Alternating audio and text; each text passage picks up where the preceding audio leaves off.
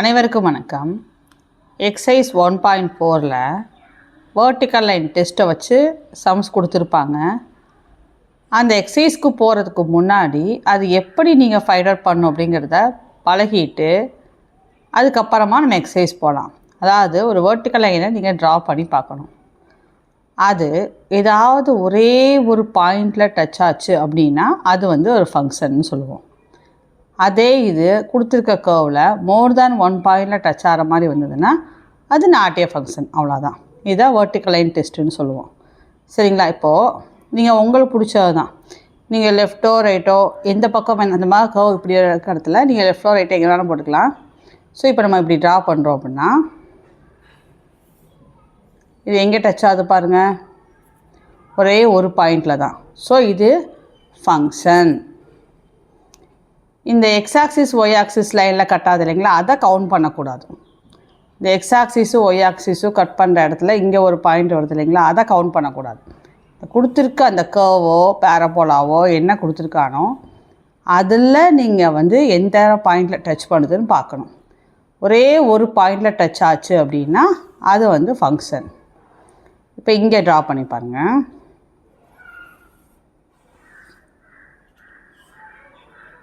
இப்போ பார்த்தீங்கன்னா 2 பாயிண்டில் கட் ஆயிடுச்சு. ஸோ இது என்ன சொல்லுவோம், நாட் ஏ ஃபங்க்ஷன். இப்படி தான் கண்டுபிடிக்கணும். சரிங்களா? அதே மாதிரி இங்கே ட்ரா பண்ணி பாருங்கள்.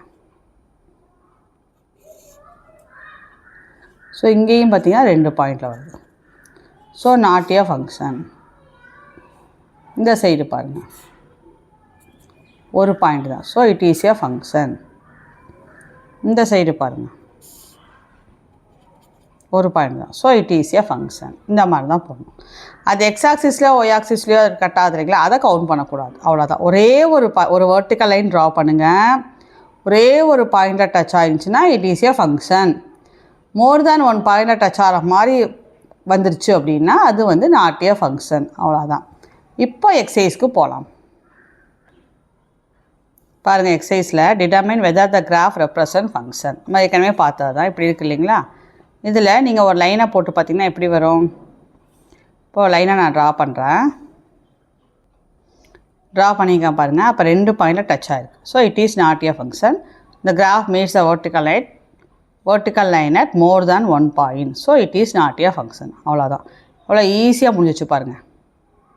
இப்படி தான் கண்டுபிடிக்கணும். ஒரே ஒரு பாயிண்டில் மட்டும் கட் ஆகிடுச்சுன்னா ஃபங்க்ஷன். ஒரு பாயிண்ட்டுக்கு மேலே வந்துருச்சுனாலே இது நாட் ஏ ஃபங்க்ஷன். இது அதே இது எக்ஸசைஸில் செகண்ட் சம்.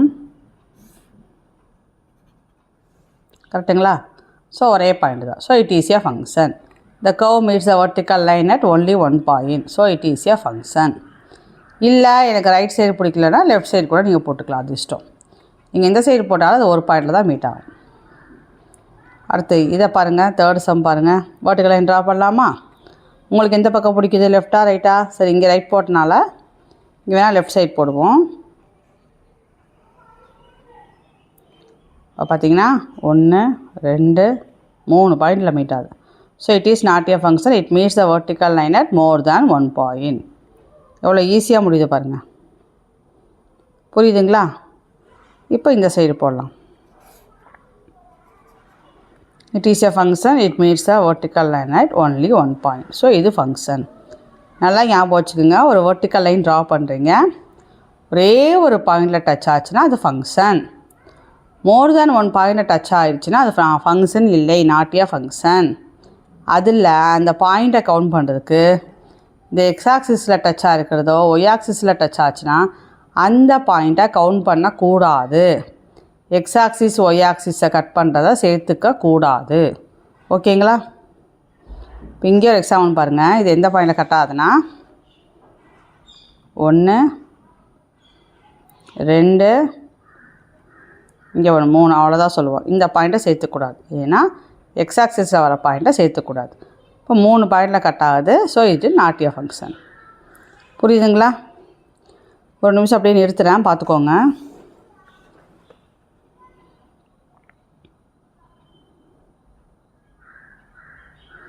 இதெல்லாம் நீங்கள் போட்டே பார்க்க வேணாம். ஜஸ்ட்டு நீங்கள் அண்டர்ஸ்டாண்ட் பண்ணிட்டாலே நீங்கள் ஆன்சர் எழுதிடலாம். இதெல்லாம் நோட் போட்டு படிக்கணுங்கிற அவசியமே இல்லை. எப்படி படித்து எப்படி ஈஸியாக ஸ்கோர் பண்ணுமோ அந்த மெத்தடை ஃபாலோ பண்ணணும். எல்லாத்தையும் படித்தாலும் டைம் பத்தாது. அப்படி அந்த எக்ஸாம் பாயிண்ட் ஆஃப் வியூவில் படித்து மார்க் ஸ்கோர் பண்ணுறதுக்கு உண்டான வழிகளை மேற்கொண்டிங்கன்னா கண்டிப்பாக நல்ல மார்க் வாங்கிடலாம். செகண்ட் சம், இந்த மாடல் சம்ஸில் என்ன சம்னு சொல்லுவோம்? லட்டு சம்.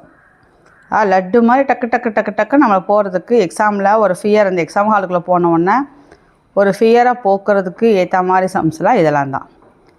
இப்போ let f from a to b be a function கொடுத்துட்டான். Define by f of x equal to x/2 minus 1. இந்த மாதிரி கொடுத்துட்டாங்கனாவே ஏல வர ஒவ்வொரு வேல்யூவாக போட்டு போட்டு போட்டு பியில் வந்து நீங்கள் ஏல வர ஒவ்வொரு வேல்யூவாக எக்ஸுக்கு போட்டு போட்டு போட்டு நீங்கள் f of x கண்டுபிடிச்சிக்கணும். சரிங்களா? இப்போ கொஸ்டின் எழுதிக்கலாம். ஏ என்னென்ன கொடுத்தான்? 2 4 6 10 12. பி வந்து 0 1 2 4 5 9. இப்போ ஏல வர ஒவ்வொரு வேல்யூவாக போட்டு போட்டு போட்டு f of x கண்டுபிடிச்சிக்குவோம். சரிங்களா? f of x தான் என்னது?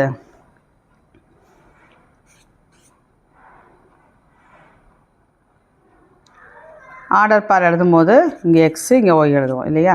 இப்போ எக்ஸில் வரதில்ல ஏல வந்து எழுதுவோம், ஒயில் வரதில்ல பிக்கு. இதை போட்டு என்ன ஆன்சருக்கு பிக்கு வந்துச்சோ, ஏக்கு என்ன போட்டு f of x போடும்போது எந்த வேல்யூ வந்துச்சோ அதை பிக்கு போட்டுக்குவோம்.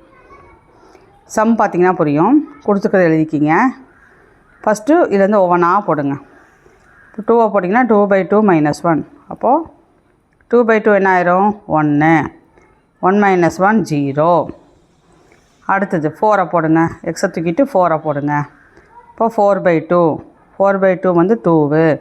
2 minus 1 1. அடுத்து 6 போடுங்க. 6/2 minus 1. 3 minus 1 அப்போ 2. அடுத்து 10 போடுங்க. அப்போ 10/2 minus 1. 5 minus 1 4. அடுத்து 12. 12/2 minus 1. 6 minus 1 அப்போ 5. அவ்வளோதாங்க. இனியெல்லாம் நம்ம டக்கு டக்கு டக்குன்னு எழுதிடலாம். பேர் எழுதலாம். ஆர்டர் பேர் பார்த்திங்கன்னா 2க்கு 0, 4 போட்டால் 1 வந்துச்சு, 6 போட்டால் 2, 10 போட்டால் 4, 12 போட்டால் 5. இப்போ நம்ம பார்த்தோம் இல்லைங்களா? ஆர்டர் பேர் அதை தான் எழுதியிருக்கேன். 2, 0, 4, 1, 6, 2, 10, 4, 12, 5. ஸோ அடுத்து வந்து டேபிளுக்கு பார்த்திங்கன்னா இது ரொம்ப ரொம்ப முக்கியம். இங்கே எக்ஸு, இங்கே f of x கண்டிப்பாக போட்டுக்கணும். இல்லைனா மார்க் உடச்சிடுவாங்க. எக்ஸு f of x தான். ஏன்னா எக்ஸுக்கு எந்தெந்த வேல்யூ போடும்போது அந்த ஆன்சர் வந்துச்சோ அதை f of xயில் தான் வந்துச்சு. f of xயில் தான் போட்டிங்க. நீங்கள் கண்டிப்பாக f of x போடணும். கன்ஸ்ட்ரக்ஷன் ஒர்க் நடந்துகிட்ருக்கு. ஏதாவது சவுண்டு வந்தால் கொஞ்சம் அட்ஜஸ்ட் பண்ணிக்கோங்க. இப்போ 2 4 6 10 12. அப்போ f of xக்கு என்ன வந்துச்சு? 2 போடும்போது 0 வந்துச்சு, 4 போடும்போது 1 வந்துச்சு, 6 போடும்போது 2 வந்துச்சு, 10 போடும்போது 4 வந்துச்சு, 12 போடும்போது 5 வந்துச்சு. கரெக்டுங்களா? அடுத்தது ஆரோ டயக்ராம். ஆரோ டயக்ராம் அதே மாதிரி ஏ தனியாக போடுங்க, பி தனியாக போட்டுக்குங்க. 2 போடும்போது 0, 4 போடும்போது 1, 6 போடும்போது 2, 10 போடும்போது 4, 12 போடும்போது 5. இந்த 9க்கு மேப்பிங் கிடையாது. சரி, அது அப்படியே இருக்கட்டும். ஏல வரதெல்லாம் எழுதுங்க, பியில் வரதெல்லாம் எழுதிட்டு கொஸ்டின் கொடுத்து எழுதிட்டு நீங்கள் இது என்னென்னலாம் ஏவோட வேல்யூ போடும்போது f of xக்கு என்ன ஆன்சர் வந்துச்சோ அதுக்கு தகுந்த மாதிரி நீங்கள் மேப் பண்ணணும். அடுத்தது கிராஃபு. கிராஃப் உங்களுக்கு தெரியும் இல்லைங்களா? இங்கே எக்ஸ் ஆக்சிஸ் ஒய் ஆக்சிஸ் போட்டுக்குங்க. இங்கே எல்லாம் 2 4 6 10 12க்குனால நீங்கள் வந்து ஈவன் நம்பராக கூட போட்டுக்கலாம். இவ்வளோ போடணுங்கிற அவசியம் இல்லை. இங்கே 0 2 4 6 8 10 12 அப்படி கூட போட்டுக்கலாம். இங்கே பார்த்தீங்கன்னா 1 2 3 4 5. நான் வந்து 1லேருந்து 12 வரைக்கும் அப்படி போட்டிருக்கேன். உங்களுக்கு அது கஷ்டமாக இருந்துச்சுன்னா நீங்கள் 2 4 6 கூட 2 யூனிட்ஸாக கூட எடுத்துக்கலாம், உங்கள் இஷ்டம். இப்போ 2ல் 0. இப்போ 2ல் 0ன்னா அந்த எக்ஸ் ஆக்சிஸ் லைன்லேயே மார்க் பண்ணுவோம் இல்லைங்களா? அடுத்து 4க்கு நேராக 1, அடுத்து 6க்கு நேராக 4, 10க்கு நேராக 4, 12க்கு நேராக 5. நிறையா பேர் நீங்கள் எக்ஸாமில் என்ன பண்ணுவீங்க அப்படின்னா அழகாக பாயிண்டெல்லாம் கண்டுபிடிச்சிடுவீங்க. இந்த பக்கத்தில் இந்த பேரை எழுத மாட்டீங்க. அப்போ மார்க் உடச்சிடுவாங்க. அதாவது இந்த சம்மு எந்த அளவுக்கு லட்டோ அந்த அளவுக்கு இந்த சம்மு பூந்தியாக சான்ஸ் இருக்குது. எப்படின்னா இந்த மாதிரி சின்ன சின்ன மிஸ்டேக் பண்ணால் மார்க் உடச்சி விட்ருவாங்க. இங்கே எக்ஸ் f of x போடணும். இங்கே வந்து பார்த்திங்கன்னா இந்த இந்த பாயிண்ட் பக்கத்தில் இந்த பேரோட இதை மென்ஷன் பண்ணணும். அதுமாதிரி இங்கே பார்த்திங்கன்னா ஏவு பி மென்ஷன் பண்ணிக்கணும். இங்கே f from a to b, f from a to b எழுதிடுங்க. இதெல்லாம் மென்ஷன் பண்ணால் தான் 5க்கு 5 கிடைக்கும். இல்லைன்னா மார்க் குறைச்சி விட்ருவாங்க, லட்டு பூந்தியார். சரிங்களா? பொறுமையாக பார்த்துக்கோங்க.